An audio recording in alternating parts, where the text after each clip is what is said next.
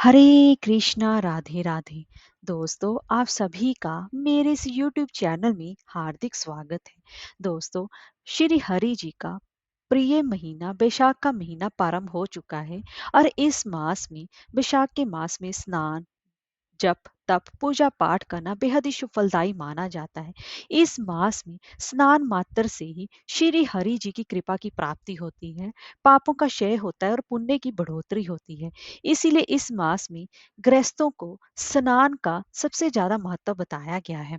इस मास में अगर आप हर रोज स्नान ना कर सके, पूरे महीने स्नान ना कर सके, तो आप वैशाख मास के पवित्र दिनों जैसे कि अक्षय तृतीय के दिन और वैशाख मास के अंतिम 5 दिनों में भी आप स्नान करके भगवान श्री हरि जी की कृपा की प्राप्ति कर सकते हैं। और इसी के साथ साथ वैशाख मास महात्म भी सुनने का विधान है। तो दोस्तों, आज की इस वीडियो में मैं आपको वैशाख मास महात्म का चौथा अध्याय श्रवण करवाने जा रही हूँ। इसके पहले के 3 अध्याय मेरे चैनल पर अपलोड है, आप वहां पर जाके श्रवण कर सकते हैं। अब हम आगे की कथा प्रारंभ करते हैं। राजा अम्बरीश जी ने नारद मुनि से कहा कि हे मुनि, जिसके चिंतन मात्र से पाप राशि का अंत हो जाता है, उस पाप प्रशमन नामक स्रोत को मैं भी सुनना चाहता हूँ। आज मैं धन्य हुआ, आपने मुझे इस विधि का श्रवण करवाया, जिसके कि सुनने मात्र से ही पापों का ही क्षय हो जाता है। विशाख मास में जो भगवान केशव के कल्याण में नामों का कीर्तन किया जाता है, उसी को मैं संसार में सबसे बड़ा पुण्य मानता हूँ। जो लोग माधव मास में भगवान मधुसूदन के नामों का स्मरण करते हैं, वे बहुत ही ज्यादा धन्य हैं। अतः यदि आप उचित समझे तो मुझे पुनः माधव मास की पवित्र कथा सुनाएं। तब आगे सूत जी कहते हैं, राजाओं में श्रेष्ठ हरि भक्त अम्बरीश जी का वचन सुनकर नारद मुनि जी को बड़ी ही प्रसन्नता हुई। यद्यपि वे वैशाख स्नान के लिए जाने को अधीर थे, तथापि सत्संग में आनंद आने के कारण वहीं रुक गए। और फिर नारद जी ने कहा कि राजन, मुझे ऐसा जान पड़ता है कि यदि दो व्यक्तियों में परस्पर भगवत कथा संबंधी वार्तालाप जाने की छिड़ जाए, तो वह अत्यंत ही विशुद्ध अंतकरण को शुद्ध करने के वाला माना जाता है। आज तुम्हारे साथ जो माधव मास के महात्म की चर्चा चल रही है, वह वैशाख स्नान की अपेक्षा अधिक पुण्य प्रदान करने वाली है, क्योंकि माधव मास के देवता श्री हरि विष्णु जी हैं, जिसका जीवन धर्म के लिए और धर्म भगवान की प्रसन्नता के लिए है, तथा जो रातों दिन पुण्य पार्जन में ही लगा रहता है, और उसी को इस पृथ्वी पर मैं वैष्णव मानता हूँ। हे राजन, अब मैं वैशाख स्नान से होने वाले फल का संक्षेप में वर्णन करता हूँ। विस्तार के साथ सारा वर्णन तो पिता ब्रह्मा जी भी नहीं कर सकते। वैशाख में डुबकी लगाने मात्र, स्नान मात्र से समस्त पाप छूट जाते हैं। पूर्व काल की बात है, कोई मुनीश्वर तीर्थ यात्रा के प्रसंग से सब जगह घूम रहे थे। उनका नाम मुनि शर्मा, वे बड़े धर्मात्मा, सत्यवादी, पवित्र तथा शांति धर्म से युक्त थे।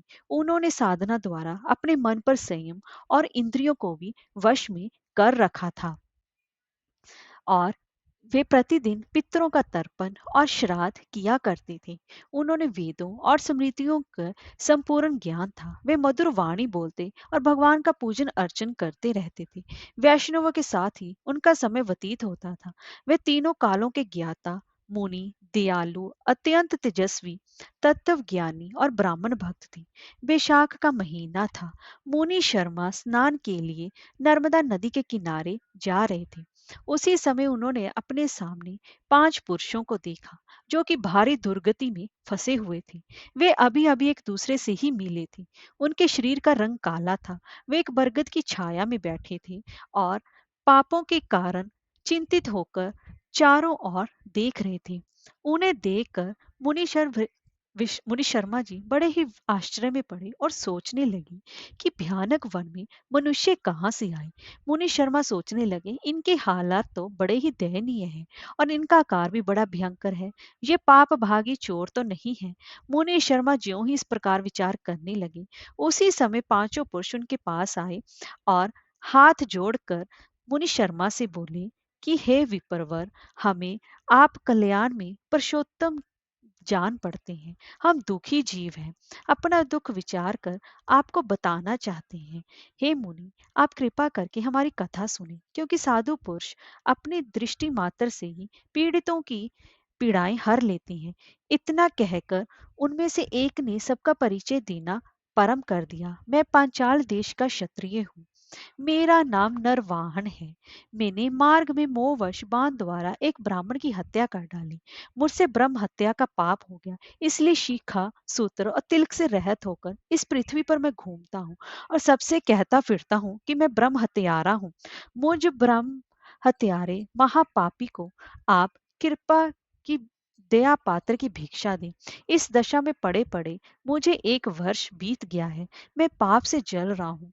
मेरा चित्त बड़ा ही शोक से व्याकुल हो रहा है। तथा ये जो सामने दिखाई देते हैं, इनका नाम चंद्र शर्मा है। ये भी जाति के ब्राह्मण हैं। इन्होंने मोह से मलिन होकर गुरु का वध किया है और यह मगध देश के निवासी हैं। इनके स्वजनों ने भी इनका परित्याग कर दिया है। ये भी घूमते घूमते देव योग से यहाँ पर आ पहुंचे हैं। इनके भी ना शिखा है ना सूत्र है। ब्राह्मण का कोई भी चिन्ह इनके शरीर में नहीं रह गया है। इनके सिवा जो तीसरे व्यक्ति हैं, इनका नाम देव शर्मा है। ये मुनि भी बड़े ही कष्ट में है। ये भी जाति के ब्राह्मण ही है, किंतु मोहवश वेश्या की आसक्ति में फंसकर यह शराबी हो गए हैं। इन्होंने भी पूछने पर अपना सारा हाल सच सच कह सुनाया है। अपने प्रथम पापाचार को याद करके इनके हृदय में बड़ा ही दुख क्लेश होता है। ये सदा अपने मन के दुख से पीड़ित रहते हैं। इनको इनकी स्त्री ने, बांधुओं ने तथा गांव के सब लोगों ने वहां से निकाल दिया है। यह अपने उसी पाप के साथ भ्रमण करते हुए यहाँ आए हैं। ये चौथे महाशय जाति के वैश्य हैं। इनका नाम विदुर है। ये गुरु पत्नी के साथ समागम करने वाले हैं। इनकी माता मिथिला में जाकर वेश्या हो गई थी। इन्होंने मोहवश 3 महीनों तक उसी का उपभोग किया है, परंतु जब असली बात का पता लगा तो ये बहुत ज्यादा दुखी होकर पृथ्वी पर विचरते हुए ये भी यहीं पर आ पहुंचे हैं। हम में से जो पांचवे दिखाई दे रहे हैं, ये भी वैश्य ही हैं। इनका भी नाम नंद है।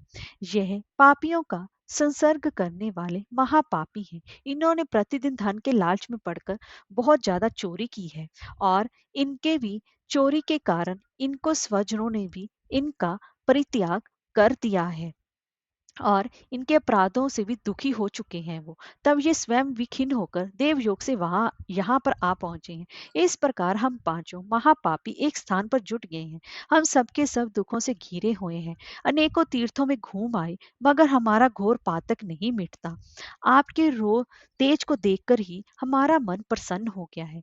आप जैसे साधु पुरुष के पुण्य में दर्शन से हमारे पातकों के अंत होने की सूचना मिल रही है। हे स्वामी, कोई ऐसा उपाय बताइए जिससे कि हम लोगों के पापों का नाश हो जाए। हे प्रभु, आप वेदों के ज्ञाता और आप परम दयालु जान पड़ते हैं। आपसे हमें अपनी उद्धार की बड़ी ही आशा है। मुनि शर्मा जी ने तब कहा कि तुम लोगों ने अज्ञानवश पाप किया, किंतु इसके लिए तुम्हारे हृदय में खेद है तथा तुम सबके सब सच बोल रहे हो। इस कारण तुम्हारे ऊपर कृपा करना मेरा कर्तव्य है। मेरी सत्य बातें सुनो। पूर्व काल में एक समय जब मुनियों का समूह एक जगह पर एकत्रित हुआ था, उस समय मैंने महर्षि अंगीरा के मुख से जो कुछ सुना था, वही मैं वेद शास्त्रों में भी देखा। वह सबके लिए विश्वास करने योग्य है। मेरी आराधना से संतुष्ट हुए स्वयं भगवान श्री विष्णु जी ने भी पहले ऐसी ही बात बताई थी। वह इस प्रकार है। भोजन से बढ़कर दूसरा कोई तृप्ति का साधन नहीं है। पिता से बढ़कर कोई गुरु नहीं है। ब्राह्मणों से उत्तम कोई दूसरा पात्र नहीं है तथा भगवान श्री हरि विष्णु जी से श्रेष्ठ दूसरा कोई देवता नहीं है। गंगा की समानता करने वाला कोई तीर्थ, गोदान की तुलना करने वाला कोई गोदान, गायत्री के समान जप करने वाला कोई जप, एकादशी के तुल्य व्रत, भार्या के समान मित्र, दया के समान धर्म तथा स्वतंत्रता के समान सुख नहीं है। गृहस्थ से बढ़कर आश्रम और सत्य से बढ़कर सदाचार नहीं है। इसी प्रकार संतोष के समान सुख तथा विशाख माह के समान महान पापों का अपहरण करने वाला दूसरा और कोई भी मास नहीं है। विशाख मास भगवान मधुसूदन जी को अत्यंत ही प्रिय है। गंगा आदि तीर्थों में तो विशाख स्नान का संयोग अत्यंत ही दुर्लभ है। उस समय गंगा, यमुना तथा नर्मदा की प्राप्ति भी बेहद कठिन मानी जाती है। जो शुद्ध हृदय वाला मनुष्य भजन में तत्पर होकर भगवान की पूजा उपासना करे और उनकी इस मास में प्रातःकाल गंगा स्नान करे, वह सब पापों से मुक्त होकर परम गति को प्राप्त होता है। इसीलिए पुण्य के सारभूत इस विशाख मास में तुम सभी पातकी मेरे साथ नर्मदा तट पर चलो और उसमें गोते लगाओ। नर्मदा के जल का मुनि लोग भी सेवन करते हैं। वह समस्त पापों के भय का नाश करने वाला है। मुनि के इस प्रकार कहने पर वे सब पापी उनके साथ पुण्य प्रदान करने वाली नर्मदा की प्रशंसा करते हुए उसके तट पर गए। किनारे पहुंचकर ब्राह्मण श्रेष्ठ मुनि शर्मा का चित्त प्रसन्न हो गया और उन्होंने वेदोक्त विधि के अनुसार नर्मदा के जल में प्रातःकाल स्नान किया। पांचों पापियों ने भी मुनि शर्मा के कहने से ज्यों ही नर्मदा में डुबकी लगाई, त्यों ही उनके शरीर का रंग बदल गया। वे तत्काल स्वर्ण के समान कांतिमान हो गए और फिर मुनि शर्मा के ने सब लोगों के सामने उन पाप प्रशमन स्रोत का महात्म का वर्णन किया।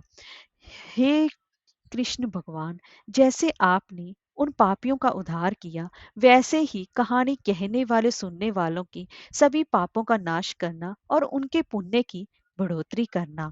हरे कृष्णा, राधे राधे।